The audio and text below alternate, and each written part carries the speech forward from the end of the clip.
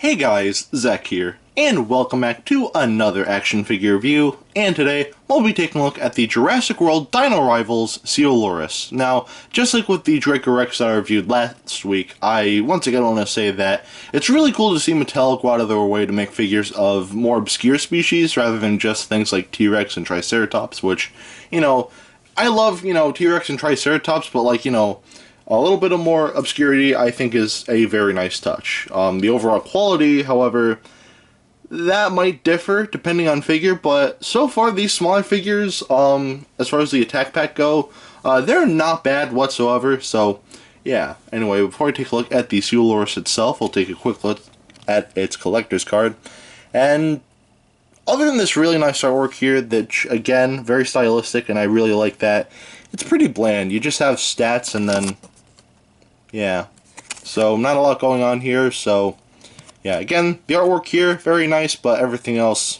I can go without, so yeah. Anyway, now for the figure itself, and first we'll take a look at the painting on this figure, and the painting on this figure, for what it is, it's not bad whatsoever, so let's take a closer look. So most of the body is this whitish color, which does look nice, and we do have some blue patterns going on the back here, as well as on the leg here, as well as some red, which does look nice.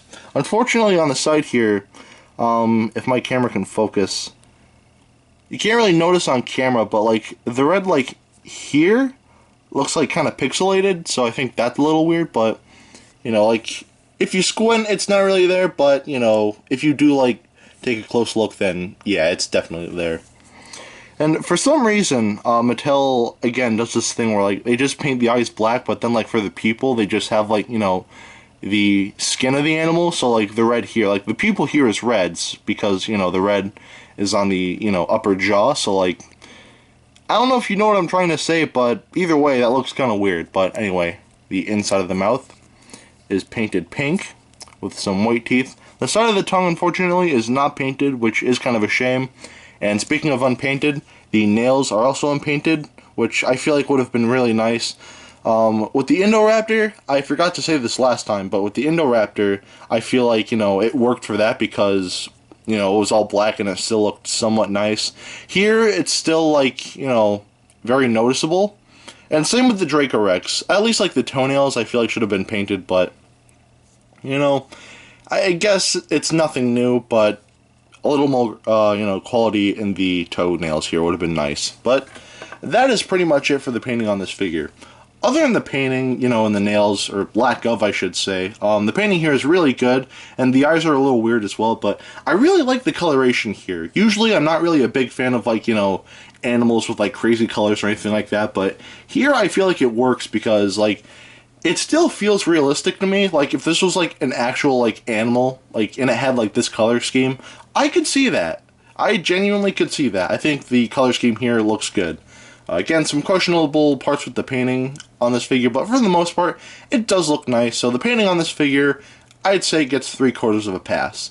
Now I'll take a look at the articulation, and a lot of these attack pack figures aren't really anything to write home about, and this figure, of course, is no exception. So, yeah, basically the mouth can open like so. The hands can move 360, or arms, I should say. My apologies. So, yeah, they can move 360, as well as the legs. Though you do kind of have to force it. So, yeah. The tail's on a swivel, and that is pretty much it. Again, it's basic for an attack pack figure, but it's still not bad, so at the end of the day, for what it is, it's fine.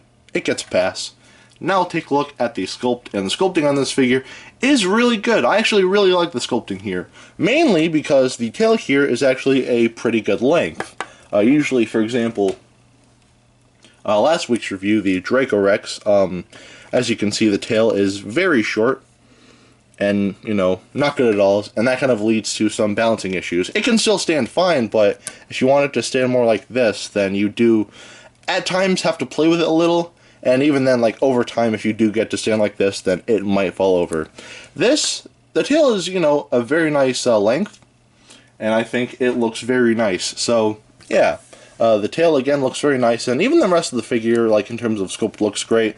I feel it would have looked a little nicer if, it was just standing straight like that, but either way, it's nice to see this figure have a long tail. And I wish a lot more of the newer Mattel figures had long tails like this, even the bigger ones, but, you know, that's probably just a me thing. So, yeah. Sculpting on this figure is good, so it gets a pass. Now we'll take a look at the detailing. The detailing, again, is really good. So, taking a look at the head here, we can see all of the scaling and creasing and whatnot, which looks very nice. Nicely defined, not too defined though, but still nice. And the detail on the neck here looks very nice. The detail on the body here, all the scales here are very nicely defined. Everything here actually looks very good, and I really like this a lot. And even the arms themselves are detailed very nicely as well. Nice musculature, nice scaling, everything here looks great. And even in the legs here, we have some very nice musculature. And something else that I've noticed, and something I forgot to bring up in my Draco Rex review, these feet are not too big whatsoever. Usually with, like, you know, some figures, like, they make the feet really big, but here they don't feel bad at all, so I think the feet, I feel like they did a good job with, so, yeah. The detailing on the feet look great. And the tail here, we have more musculature, more scaling, and once again, everything here is detailed very nicely. And that is pretty much it for the detailing. And the detailing on this figure, again, is very good for what it is. Not perfect, but again, for an attack pack figure, the detailing is very good. So the detailing gets a pass. So at the end of the day, should you get this? Honestly, yeah. I think that this is a very nice figure for what it is. Of course, it's not the highest quality or anything like that. It's, you know, pretty basic as far as Mattel dinosaurs go, but again, this is a very nice figure. If you do want it, it should only cost you about like $7.99, which is not expensive at all. So, yeah. Anyway, if you want to know how big this figure is, and here it is with Dr. Billy Grant. And just like with the Draco Rex, the Coelurus itself is actually a much smaller dinosaur than this. This would actually be standing up to his waist, and not really his shoulder, but either way, there they are together. Alright, now that is it for today. Have a great rest of your week, and I will see you in the next video. Peace, Zack out.